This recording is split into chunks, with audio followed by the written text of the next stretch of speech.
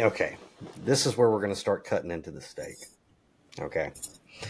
And as we had our discussion at Mr. Mathis's house, I don't use terms like black and white. I understand that it's what's been put into the culture to do. I hear black and white, I think chessboard, and I'm like, who set this game up? Okay. I see different cultures, different, we all have different ways, things like that. However, as we said when we were at Mr. Mathis's, when I got here, because I'm an alien to this place here, Houston County, which is very close to where you're at, not too far from Bree, and of course, Mona's right here in Houston County with me. When I got here in 1994, the same thing. The first thing that I noticed was like, these guys really like war and football, and then the next thing that I started to notice was these motherfuckers are racist as shit in this county. Racist as like nothing I have never seen before, and it's been industrialized. Okay. And look, my people got here in Ireland after the War of Northern Aggression or the Civil War, whatever you want to call it. Okay. So I look at history as a scientist, as an objective observer, and I could see when I got here that the systemic racism specifically in this area is rabid, and that they have turned it into a financial monster and weaponized it through policing for profit, probation for profit.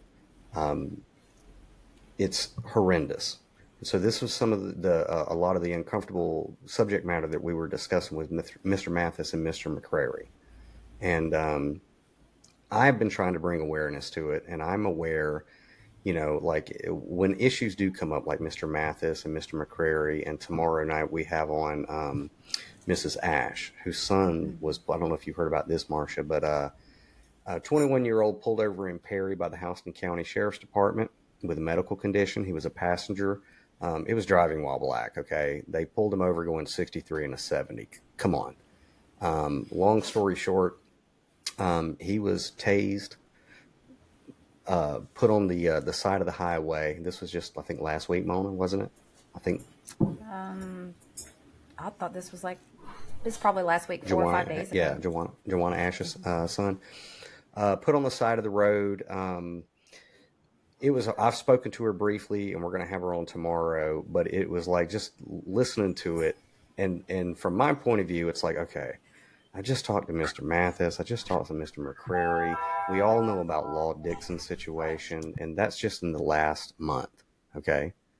So, that's why I really, really appreciated your remarks to me, and you called me comrade, and I was like, yes, because at this point we are all comrades, and I feel, it's my responsibility to my Creator that if I see an injustice, even if it's not directly affecting me or mine right away, that's watching, or this is watching. And if I have the ability to speak up for any people who are being oppressed, I better do it. And one of the reasons that we wanted to have you on tonight is because we were actually going to record about this topic anyway. And then you sent me some interesting information about what is going to go on in Fort Valley here soon. Do you want to talk about the Smart City initiative that is coming into your backyard? Well, I'm hoping it will just remain a presentation. Like I'm hoping, but I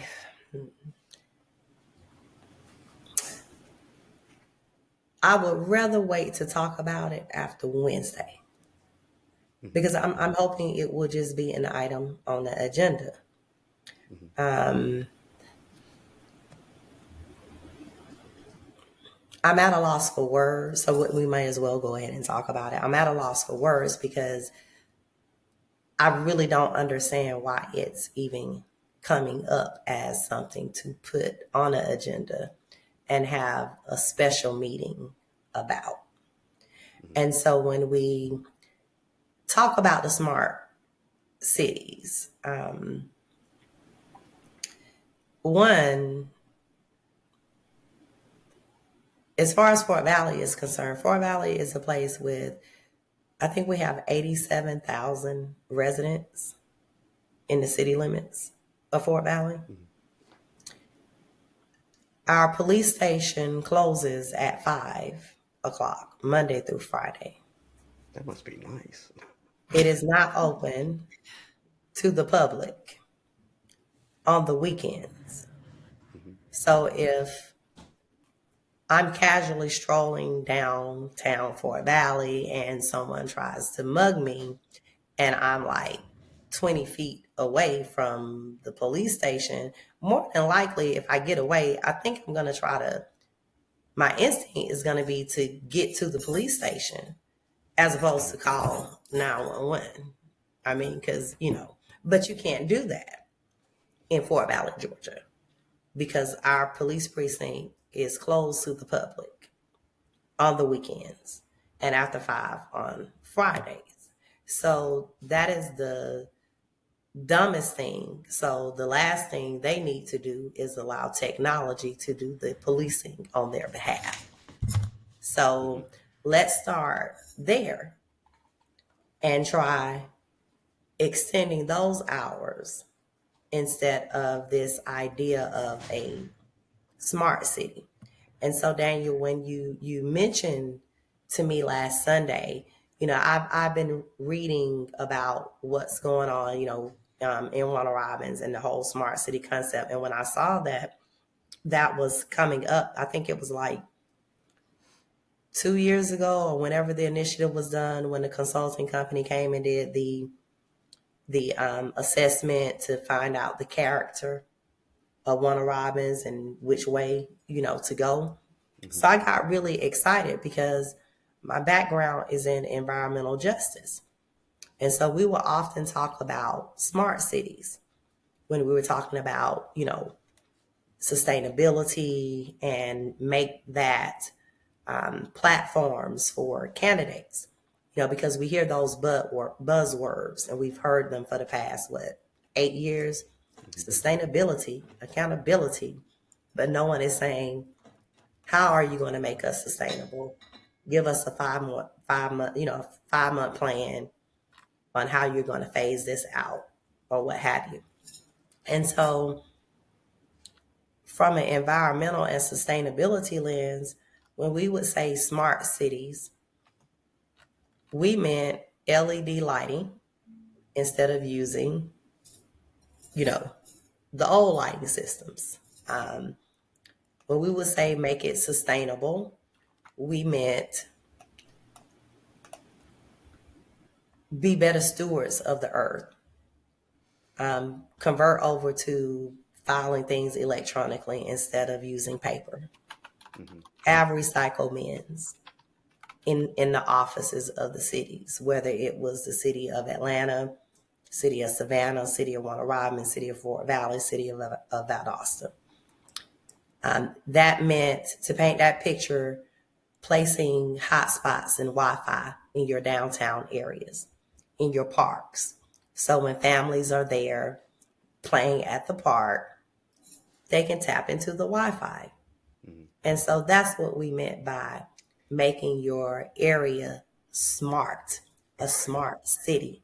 Right. And so, as in all things, because when we speak for environmental justice, excuse me, that stems from environmental racism.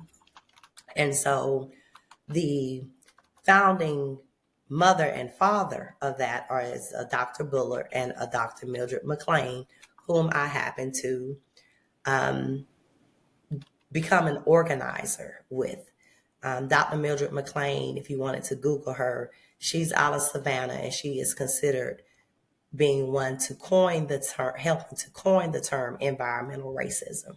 And so you better know when Dr. Mildred McLean reaches out to on a federal level, whether it's Biden, whether it's Trump, whether it's whomever it has been since the 80s, they know who Dr. Bullard and Dr. Mildred McLean are.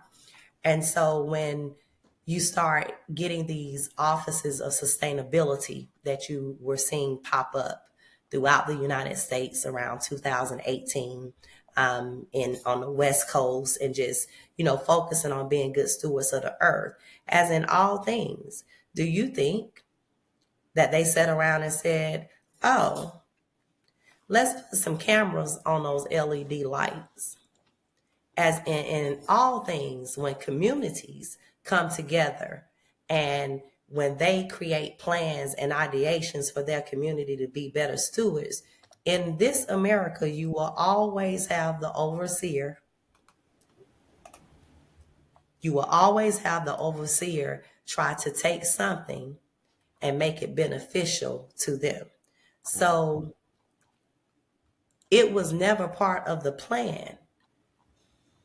When you heard people say, oh, let's create smart cities, Right. that this would turn into surveillance. Right. But do you see that is where it has gone? Yes. Right? Now, Yes. Yes.